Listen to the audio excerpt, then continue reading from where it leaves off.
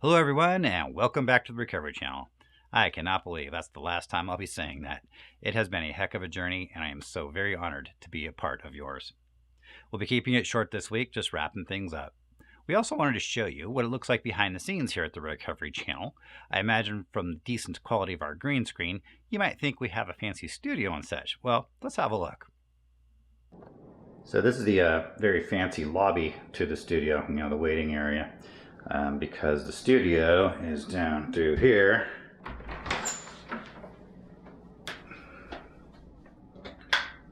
Just beyond the recycling bin.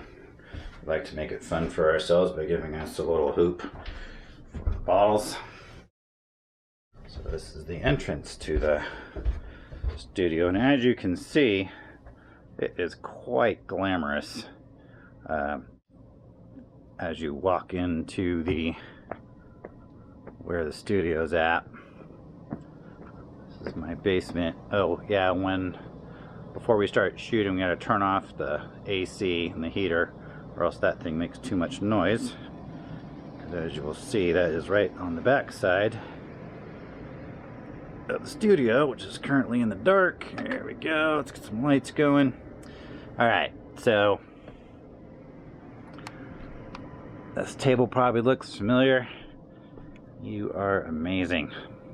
Alright, so the aforementioned green screen, which allows us to put in those cool backgrounds.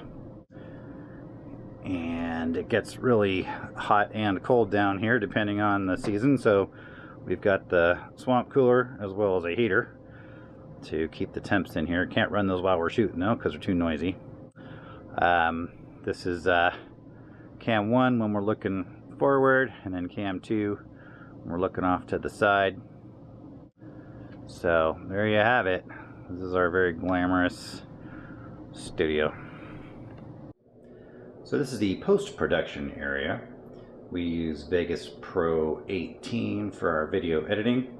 This is where I edit out all of Chris's corny jokes, much to his dismay. Very powerful PC down there. It takes a lot of computing power to do video editing.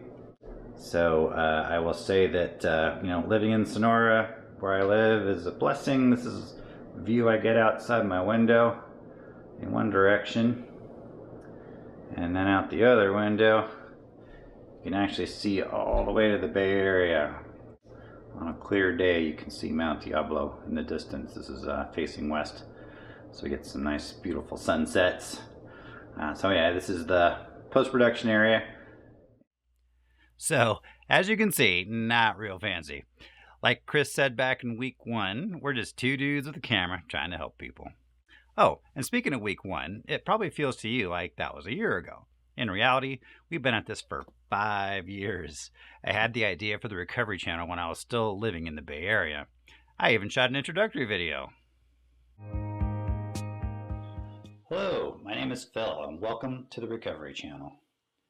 Please subscribe using the link below. This video is a brief introduction to what this channel is all about.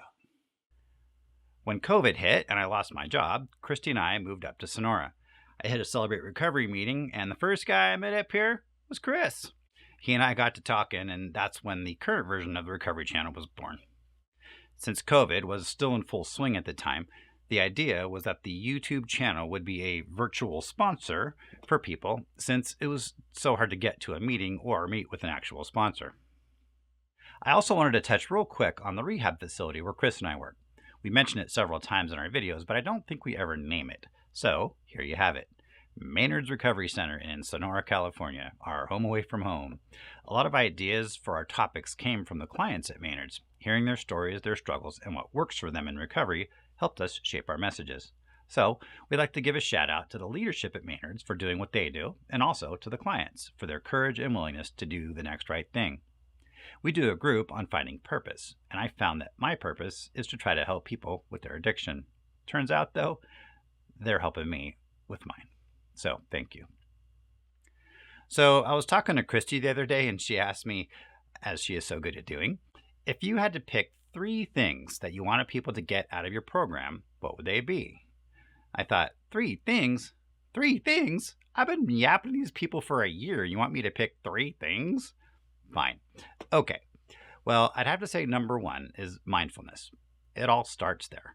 We can't make meaningful change unless we are aware of how we're thinking. We can't let things go unless we realize we're holding on to them.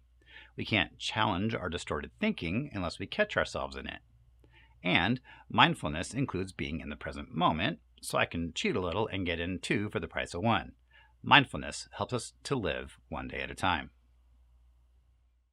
The second thing is acceptance and surrender. Okay, that's 2 things, but I'm cheating again. I cannot stress enough how much easier and more serene life gets when we can accept things as they are, when we can surrender the things that we cannot change, which is most things. And the third thing is not giving up. And I mean that in 2 ways. You see that? I'm doing it again. Don't give up when things are going badly and feeling hopeless. There is always hope, and there is always a reason to fight for your sobriety. And you also don't give up when things are going well. If you have some sobriety, then keep doing the things that got you the sobriety. Don't become complacent. A few more shout outs before we wrap things up here. I want to thank everyone that contributed to this program, and there were plenty of you. First of all, our wives, for all their support, as well as lending their talents to shoot a few videos. So, Pam and Christy, we love and appreciate you. Thank you for being you and loving us through it all. Rob and Alonzo, thank you for braving a tornado to come up and shoot the interviews and for volunteering your experience, strength, and hope. And to Access Tuolumne for the use of their studio for those interviews. They even aired a few of our videos on the local cable TV station up here for a few months. Likewise, our thanks to Ashton for sharing her story with us. And of course, Jerebai, who joined us recently. Our biggest thanks go to you. Like I said, you have given my life purpose, and through trying to fulfill that purpose, I have received the gift of fellowship and sobriety. I obviously don't wish addiction upon anyone, but it's a fact of life for a lot of people, and if that's how it's going to be, well, then I'm glad we found each other. I hope that part of your recovery story ends up helping someone else. That's how this thing called recovery works. Your homework this week, well, just keep being your awesome self. Congratulations on making it all the way through this intense program.